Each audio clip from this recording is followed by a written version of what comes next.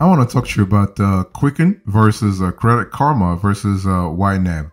So here are the budgeting apps I want you to really think about this year. So let me first start with Quicken. When you think about Quicken, I want you to think about an app that's been around for nearly 40 years. Okay, so Quicken is really an OG when it comes to personal finance. Now we are speaking about budgeting app. So when you think about Quicken, I want you to think about affordability. But I would also want you to think about data privacy. Okay, so this is kind of cool because Quicken is built to make you better at the finance game with a goal of saving more and making more. Okay, but all in a very secure manner. So for your personal finances, you can create a budget within Quicken. You can manage your spending. You can save for retirement, and for your business finances, you can analyze profit and loss accounts. You can simplify tax prep, and you can create also a custom invoices. So that's really fantastic. And what I want to say here is that within Quicken, you have a diverse array of possibilities. For instance, you have automatic expense categorization. So you are able to categorize your expenses real fast. You have budget tracking. You have retirement planning, and you can have all this sort of possibilities within a single dashboard. So that's really good. The centrality of features here is pretty fantastic within Quicken. Okay, and one thing I need to say also is that when you think about Quicken, I want you to think about a user-friendly dashboard. You also have a property management dashboard, which is really a novelty when it comes to budgeting apps. So basically, you are able to manage rental properties within Quicken. Okay, if you have other properties on the side, you are also able to use Quicken to manage actually rental properties. The dashboard, for instance, lets you track nearly every aspect of a property, including property value, rents received, lease terms, and more. Your tenants will appreciate Quicken too because it makes rental payments easier with reminder emails and custom receipts. So that's really, really fantastic in terms of the way Quicken is trying to expand the number of services it has. And like other aspects of Quicken, tax planning is also integrated into the dashboard, making tax time a very easier hurdle to clear this year. So when you think about Quicken, I want you to think about a tool that's pretty legit, that's been around for a while. You can do a lot with Quicken, okay? And not just personal finance management, you are able to also have a little bit of investment management within Quicken. Now, Quicken is not as big as Facet Wealth when it comes to investment management, but from a household budget point of view, you will love Quicken, okay? Quicken is actually a household name, has been around for years, and you have your data is safe. And also in terms of affordability, the tool is pretty well priced also, okay? You are able to get things done real fast. So if for any reason you found yourself as actually thinking which budgeting app to get after Mint shut down, you can actually think about Quicken, okay? Now, does Quicken have a free trial? No. So it's a bummer, but it is what it is. Quicken does not have a free trial. It does offer a 30-day money-back guarantee after purchasing. So if there is any aspects of the platform let's say that you're not happy with, you are able to actually get your money back, get your money back. But you cannot also invest through Quicken. That's what I said a little earlier. Quicken doesn't have the depth and breadth of capabilities that you have, for instance, on Empower or also Facet Wealth. So Quicken, think about Quicken as a tool that allows you to manage your finances very thoroughly, but not to invest, okay? Of course, you can link investment accounts, and if you buy Quicken Classic Premier, you will get access to a Morningstar X-Ray, which can really help with investment decisions. So this is really cool, but you don't have like a full-length sort of process around investment. So overall, when you think about Quicken, if for any reason Quicken is more like it's too convoluted for you, you always have the possibility to go with Simplify. So Simplify is actually the quote-unquote the simpler version of Quicken, really. With Simplify, you have custom savings goals, personalized spending plan, automatic and custom reports, and you also have push notifications for upcoming bills or unusual transactions. And also you have you are able to download and categorize transactions. So that's kind of cool. So overall, when you think about Quicken, think about affordability, but also think about ease of use. So I want to really talk to you about the second app that we have in today's conversation. So you have a Credit Karma. So when you think about Credit Karma, I want you to think about a tool or a platform, if you will, that helps you understand what goes into your credit score and net worth and how to improve both. And so it's targeted financial product recommendations can be intrusive though. So just be careful there. Okay. So when you think about Credit Karma, think about a tool that's free. So that's really free. You have bill tracking and payments. You have a tool that allows you to save and spend through a specific set of accounts. You have a credit builder sort of platform. You have a new Intuit Assist. By the way, Credit Karma is part of Intuit, so the Intuit family with QuickBooks and TurboTax, by the way. You also have good support options if you go through Credit Karma. On the flip side, you do have a ubiquitous set of financial product recommendations. They're constantly bombarding you. They're constantly bombarding you with product recommendations. So it's really, it's really crazy. And I personally don't like that. So if you have to go with Credit Karma, just brace yourself for that, okay? And you also have minimal transaction details, and there is no budgeting aspect of the Credit Karma sort of offer, okay? So Credit Karma really focuses a lot more on credit score monitoring. So your credit score really, as you think, as you know it, is actually a numerical measure of your credit worthiness. And this is really at Credit Karma's heart, okay? So your credit score supposedly predicts how likely you are to pay what you owe in full and on time. So car dealerships and banks look up your credit score when you apply for a loan, for instance, and potential landlords and employers may even have requested your credit score.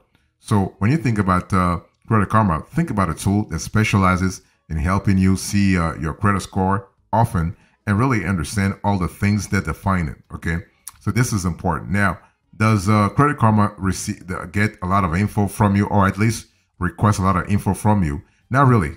To use Credit Karma, you must provide your first name, last name, and a few other personal details, such as your social security number, so the app can pull your credit information. That's really the core part of Credit Karma. But again, everything is free, but they're bombarding you with offers all the time. So to get a thorough profile and estimate of your net worth and a wider swath of recommendations, by the way, you have to give Credit Karma the address of any homes you own and tell it about your vehicles. If you want to import income and expense transactions from your online financial institutions, you need to log into your banks and financial accounts through Credit Karma and give it access to that data.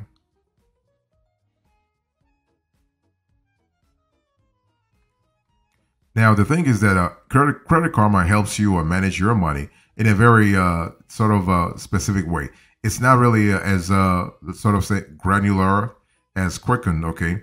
Credit Karma is not really the best app to use if you want detailed information about, let's say, individual bank and credit card transactions.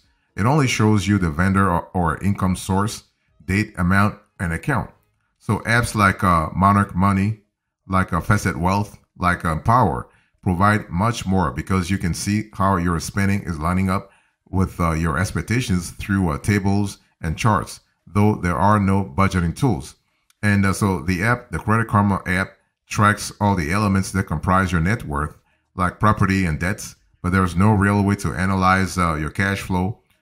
For example, what you're taking in versus what you're spending, right? So it's one of those things where you have to think your cash inflows and cash outflows. So Credit Karma does have tools for both tracking and paying bills, however. So once you set up a connection to a biller, you can see your upcoming payments, due dates, amount due, minimum payment amount, current balance, and any recent payments. You can either have the funds withdrawn by the biller through your online connection, or you can pay from a Credit Karma spending account. So this is really important. And so Credit Karma is actually owned by Intuit. Like I said, the same company that owns TurboTax. So it's something to really to keep in mind. And another way Credit Karma helps you monitor your finances is through alerts. So you can request notifications via email in the app or on your mobile device to tell you about data breaches or identity theft, changes to your accounts or credit reports, and information related to your Credit Karma profile, okay? But the thing is that you do have a lot of focus on ads. The thing is that Credit Karma, as you can see on the screen here, they give you they show you the top picks, but this is really a lot of ads, a lot of ads. But if you're comfortable with that's really fine, okay? Credit Karma can teach you a lot when it comes to your credit score, that's for sure. But that's really about it. It's not going to teach you about budgeting for sure.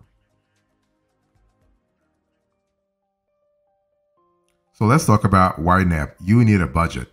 So that's what YNAB stands for, okay? So YNAB is actually a popular budgeting app designed to help people take charge of their finances. And the app has been around for 20 years or so, because they started in 2004, by the way. So YNAB not only allows you to create a budget, but also can help you save money. So that's really good. And so you are able to have, for instance, when you have YNAB, you have an app that's available on multiple platforms that has manual and automatic account linking options. It also comes with a 34-day free trial. So that's pretty good.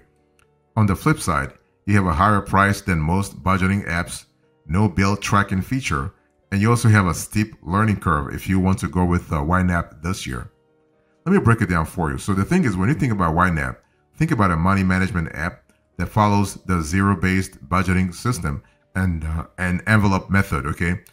So the thing is that when you have YNAB, you have to stick to a few rules. So, I mean, not really that many rules. You have 4 primary rules. You want to give every dollar a job. You want to embrace your real expenses. You want to roll with the punches, and you want to age your money. So to help you reining your spending, YNAB encourages you to use money that's been designated to a category for at least 30 days instead of new money. So the goal of YNAB is really to save money through proactive budgeting, and this is kind of important. And after creating an account with YNAB, you build your budget using expenses and savings targets. And YNAB uses zero-based budgeting, a strategy that requires you to assign really categories to all your recurring and irregular expenses, and puts 100% of your income toward those until you are left with $0, okay? And by using this strategy to give every dollar you earn a job and following YNAB's 4 rules, you can be precise about your expenses and see where your money goes without any guessing. And YNAB provides a DIY budget planning workbook to help you get started, and offers also an auto-assign feature to take some of the categorizing off your plate. And so in terms of security, you are pretty well served too. YNAB will take care of your security, not a problem, okay? In terms of pricing, YNAB is a paid app and one of the more expensive ones to use at that. So as a user, you can sign up for $14.99 per month and opt for an annual subscription for $99 per year. And YNAB does come with a 100% money-back guarantee if for any reason you're not satisfied with the app. Let me give you a few distinguishing features that you actually you want to really think about when you consider YNAB this year. So YNAB requires a little more time and attention really to actually learn than other budgeting apps such as Quicken, for instance, or Simplify for that matter. Okay, so YNAB is not really your typical set it and forget it app. No, you have to really work at it. The good news is that YNAB doesn't leave it up to you to learn how to successfully navigate the app alone. So you have an entire community to really help you out. Okay, so your YNAB account also comes with access to dozens of live workshops every week covering each aspect of the app and how to budget using YNAB. There are also hundreds of helpful articles and guides, a YNAB podcast, and also an online forum to help you get started and to answer questions that as they arise. So that's really good. And YNAB actually is available across a variety of platforms. So you have like iPhone, iPad, Apple Watch, Android, Alexa, Android. So you have a lot of devices where YNAB is actually available. Okay, and now, but budgeting often carries a negative connotation. either for being too restrictive or too hard to maintain. So YNAB's proactive approach goes against some other budgeting apps, which really present a more hands-on approach. So using YNAB may require more work than using another app or software, but that's on purpose to keep you as a user engaged in your finances, okay? So that's really important to think about it that way. And so YNAB is first and foremost a budgeting tool. So if you are looking for help to design a real-time budget that actually works, YNAB may be a good fit even at its current price, okay? Of course, there are other players in a very crowded field. You have Pocket Guard, for instance. You have Empower. You have Simplify. You have Quicken. You have Fested Wealth, okay? And it's one of those things where YNAB is really, really good at in terms of giving you the security that you really need. So YNAB is a safe app. That's really important to remember.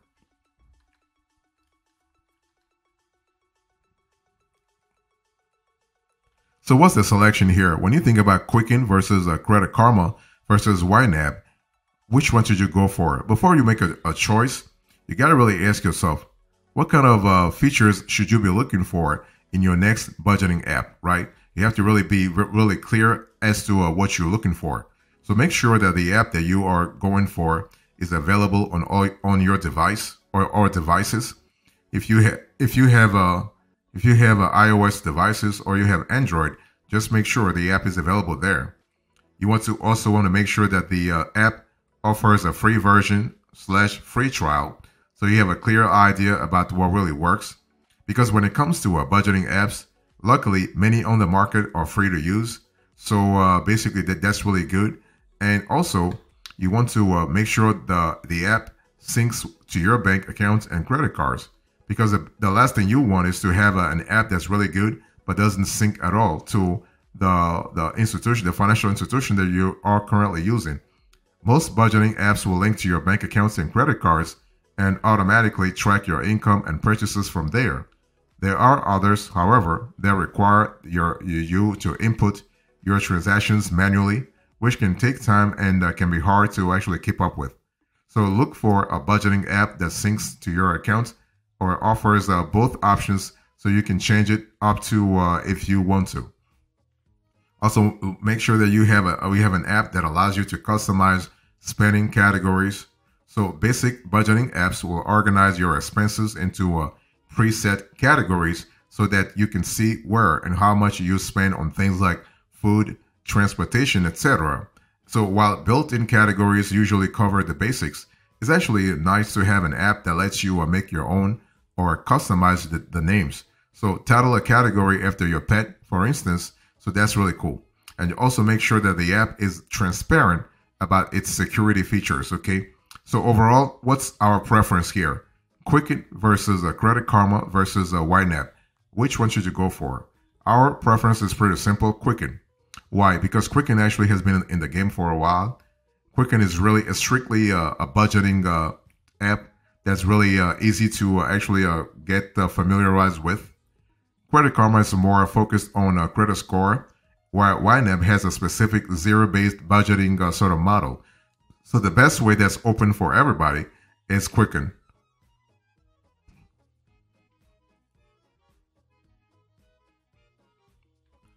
So in conclusion to this conversation, I spoke to you about Quicken versus Credit Karma versus YNAB. I gave you the budgeting apps, Quicken, Credit Karma, and YNAB, the selection, the preference, and now the conclusion. Thank you so much. God bless you. I'll see you next time. Until then, remember, stay marvelous.